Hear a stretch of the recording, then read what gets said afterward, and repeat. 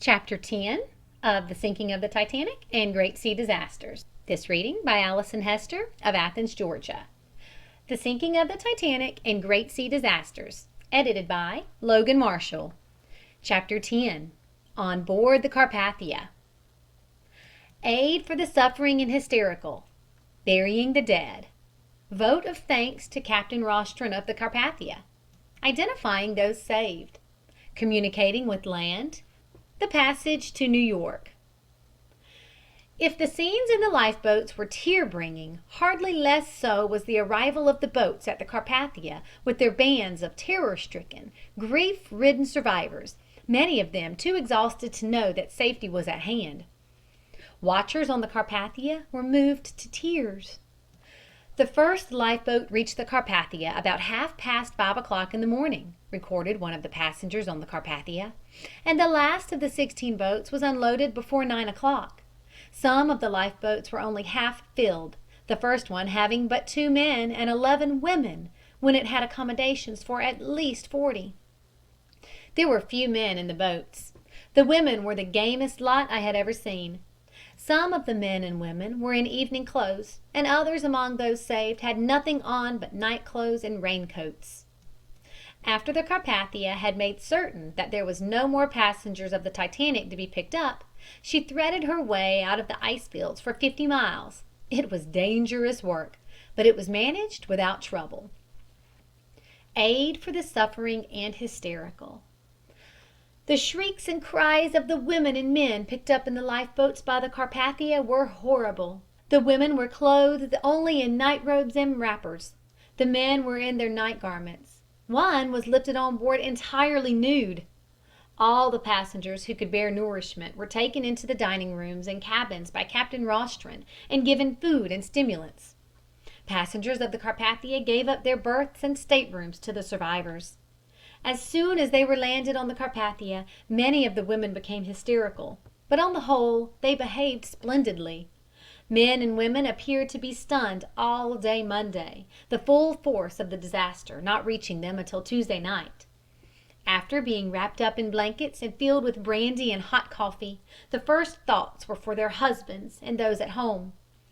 Most of them imagined that their husbands had been picked up by other vessels, and they began flooding the wireless rooms with messages. It was almost certain that those who were not on board the Carpathia had gone down to death. One of the most seriously injured was a woman who had lost both her children. Her limbs had been severely torn, but she was very patient. Women seeking news. In the first cabin library, women of wealth and refinement mingled their grief and asked eagerly for news of the possible arrival of a belated boat, or a message from other steamers telling the safety of their husbands. Mrs. Henry B. Harris, wife of a New York theatrical manager, checked her tears long enough to beg that some message of hope be sent to her father-in-law.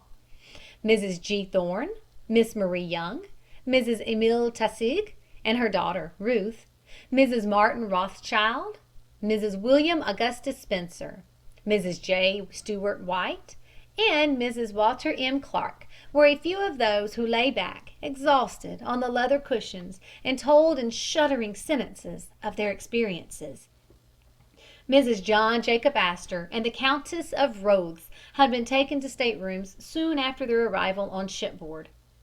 Before noon, at the captain's request, the first cabin passengers of the Titanic gathered in the saloon and the passengers of other classes in corresponding places on the rescue ship. Then the collecting of the names was begun by the purser and the stewards. A second table was served in both cabins for the new guests, and the Carpathia's second cabin being better filled than its first, the second-class arrivals had to be sent to steerage. Tears their only relief. Mrs. Jacques Futrelle, wife of the novelist, herself a writer of note, sat dried-eyed in the saloon, telling her friends that she had given up hope for her husband. She joined with the rest in inquiries as to the chances of rescue by another ship, and no one told her what soon came to be the fixed opinion of the men, that all those saved were on the Carpathia. "I feel better," Mrs. Futrelle said hours afterward, "for now I can cry." Among the men, conversation centered on the accident and the responsibility for it. Many expressed the belief that the Titanic, in common with other vessels, had had warning of the ice packs, but that in the effort to establish a record on the maiden run, sufficient heed had not been paid to the warnings. "God knows I'm not proud to be here," said a rich New York man. "I got on a boat when they were about to lower it, and when, from delays below, there was no woman to take the vacant place. I don't think any man who was saved is deserving of censure, but I realize that, in contrast with those who went down, we may be viewed unfavorably." He showed a picture of his baby boy as he spoke. Pitiful scenes of grief. As the day passed the fore part of the ship assumed some degree of order and comfort, but the crowded second cabin and rear decks gave forth the incessant sound of lamentation. A bride of 2 months sat on the floor and moaned her widowhood. An Italian mother shrieked the name of her lost son. A girl of 7 wept over the loss of her teddy bear and 2 dolls, while her mother, with streaming eyes, dared not tell the child that her father was lost too, and that the money for which their home in England had been sold had gone down with him. Other children clung to the necks of the fathers who, because carrying them, had been permitted to take the boats. In the hospital and public rooms lay, in blankets, several others who had been benumbed by the water. Mrs. Rosa Abbott, who was in the water for hours, was restored during the day. K. Whiteman, the Titanic's barber, who declared he was blown off the ship by the second of the 2 explosions after the crash, was treated for bruises. A passenger who was thoroughly ducked before being picked up caused much amusement on this ship, soon after the doctors were through with him, by demanding a bath. Survivors aid the destitute. Storekeeper Prentice, the last man off the Titanic to reach the ship, was also soon over the effects of his long swim in the icy waters into which he leaped from the poop deck. The physicians of the Carpathia were praised, as was Chief Steward Hughes, for work done in making the arrivals comfortable and averting serious illness. Monday night on the Carpathia was one of rest. The wailing and sobbing of the day were hushed as widows and orphans slept. Tuesday, save for the crowded condition of the ship, matters took somewhat their normal appearance. The second cabin dining room had been turned into a hospital to care for the injured, and the first, second, and third class dining rooms were used for sleeping rooms at night for women, while the smoking rooms were set aside for men. All available space was used, some sleeping in chairs and some on the floor, while a few found rest in the bathrooms. Every cabin had been filled, and women and children were sleeping on the floors in the dining saloon, library, and smoking rooms. The passengers of the Carpathia had divided their clothes with the shipwrecked ones until they had at least kept warm. It is true that many women had to appear on deck in kimonos, and some in underclothes with a coat thrown over them, but their lives had been spared and they were not thought of dress. Some children in the second cabin were entirely without clothes, but the women had joined together, with needles and thread they could pick up from passenger to passenger, and had made warm clothes out of the blankets belonging to the Carpathia. Women befriended one another. The women aboard the Carpathia did what they could by word and act to relieve the sufferings of the rescued. Most of the survivors were in great need of clothing, and this the women of the Carpathia supplied to them as long as their surplus stock held out. J. A. Shuttleworth of Louisville, Kentucky, befriended Mrs. Lucien Smith, whose husband went down with the Titanic. Mrs. Smith was formerly Miss Eloise Hughes, daughter of Representative and Mrs. James A. Hughes of Huntington, West Virginia, and was on her wedding trip. Mr. Shuttleworth asked her if there wasn't something he could do for her. She said that all the money she had was lost on the Titanic, so Mr. Shuttleworth gave her $500. Deaths on the Carpathia. 2 of the rescued from the Titanic died from shock and exposure before they reached the Carpathia, and another died a few minutes after being taken on board. The dead were W. H. Hoyt, first cabin, Abraham Hormer, third class, and S. C. Sauerbert, steward, and they were buried at sea the morning of April 15th, latitude 41.14 north, longitude 51.24 west. P. Lyon, able seaman, died and was buried at sea the following morning. An assistant steward lost his mind upon seeing one of the Titanic's rescued firemen expire after being lifted to the deck of the Carpathia. An Episcopal bishop and a Catholic priest from Montreal read services of their respective churches over the dead. The bodies were sewed up in sacks, heavily weighted at the feet, and taken to an opening in the side of the ship on the lower deck not far above the waterline.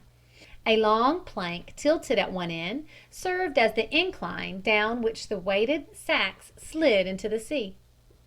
"After we got the Titanic's passengers on board our ship," said one of the Carpathia's officers, "it was a question as to where we should take them. Some said the Olympic would come out and meet us and take them on to New York, but others said they would die if they had to be lowered again into small boats to be taken up by another. So we finally turned toward New York, delaying the Carpathia's passengers 8 days in reaching the Gibraltar." Survivors watch new boats. There were several children on board who had lost their parents.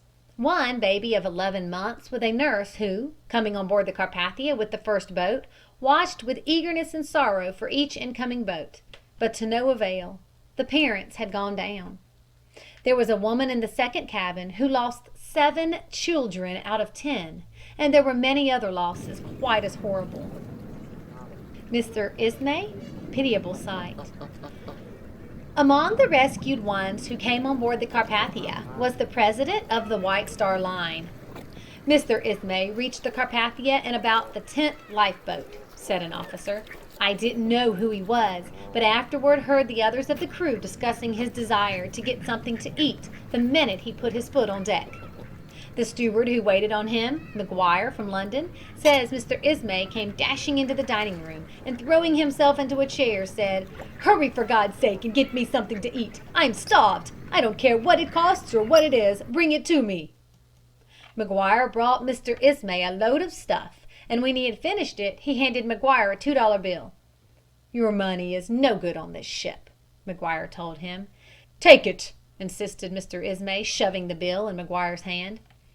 'I am well able to afford it. I will see to it that the boys of the Carpathia are well rewarded for this night's work.' This promise started McGuire making inquiries as to the identity of the man he had waited on. Then we learned he was Mr. Ismay. I did not see Mr. Ismay after the first few hours. He must have kept to his cabin. A passenger on the Carpathia said there was no wonder that none of the wireless telegrams addressed to Mr. Ismay were answered until the one that he sent yesterday afternoon to his line, the White Star. "Mr. Ismay was beside himself," said this woman passenger, "and on most of the voyage after we had picked him up he was being quieted with opiates on orders of the ship's doctor." 5 dogs and 1 pig saved. 5 women saved their pet dogs, carrying them in their arms. Another woman saved a little pig, which she said was her mascot. Though her husband is an Englishman and she lives in England, she is an American and was on her way to visit her folks here. How she cared for the pig aboard ship, I do not know, but she carried it up the side of the ship in a big bag. I did not mind the dog so much, but it seemed to me to be too much when a pig was saved and human beings went to death. It was not until noon on Monday that we cleared the last of the ice, and Monday night a dense fog came up and continued until the following morning. Then a strong wind, a heavy sea, a thunderstorm, and a dense fog Tuesday night caused some of the uneasiness among the more unnerved, the fog continuing all of Tuesday. A number of whales were sighted as the Carpathia was clearing the last of the ice, one large one being close by, and all were spouting like geysers. Vote of thanks to the Carpathia. On Tuesday afternoon a meeting of the uninjured survivors was called in the main saloon for the purpose of devising means of assisting the more unfortunate, many of whom had lost relatives and all their personal belongings, and thanking divine providence for their deliverance. The meeting was called to order, and Mr. Samuel Goldenberg was elected chairman. Resolutions were then passed, thanking the officers, surgeons, passengers, and crew of the Carpathia for their splendid services in aiding the rescued, and like resolutions for the admirable work done by the officers, surgeons, and crew of the Titanic. A committee was then appointed to raise funds on board the Carpathia to relieve the immediate wants of the destitute and assist them in reaching their destinations, and also to present a loving cup to the officers of the Carpathia, and also a loving cup to the surviving officers of the Titanic. Mr. T. J. Frauenthal of New York was made chairman of the Committee of Subscriptions. A committee consisting of Mrs. J. J. Brown, Mrs. William Bucknell, and Mrs. George Stone was appointed to look after the destitute. There was a subscription taken up, and up to Wednesday the amount contributed totaled $15,000. The work of the crew on board the Carpathia in rescuing the most noble and remarkable, and these 4 days that the ship has been overcrowded with its 710 extra passengers, could not have been better handled. The stewards have worked with undying strength, although one was overcome with so much work and died, and was put to his grave at sea. I have never seen or felt the benefits of such royal treatment. I have heard the captain criticized because he did not answer telegrams, but all that I can say is that he showed us every possible courtesy, and if we had been on our own boats, having paid our fares there, we could not have had better food or better accommodations. Men who had paid for the best staterooms on the Carpathia left their rooms so that we might have them. They fixed up beds in the smoking rooms and mattresses everywhere. All the women who were rescued were given the best staterooms, which were surrendered by the regular passengers. None of the regular passengers grumbled because their trip to Europe was interrupted, nor did they complain that they were put to the inconvenience of receiving hundreds of strangers. The women on board the Carpathia were particularly kind. It shows that for every cruelty of nature there is a kindness, for every misfortune there is some goodness. The men and women took up collections on board for the rescued steerage passengers.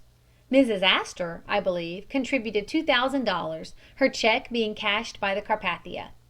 Altogether, something like $15,000 was collected, and all the women were provided with sufficient money to reach their destination after they were landed in New York. Under any other circumstances, the suffering would have been intolerable, but the good Samaritans on the Carpathia gave many women heart's ease. The spectacle on board the Carpathia on the return trip to New York at times was heartrending, while at other times those on board were quite cheerful. End of chapter 10.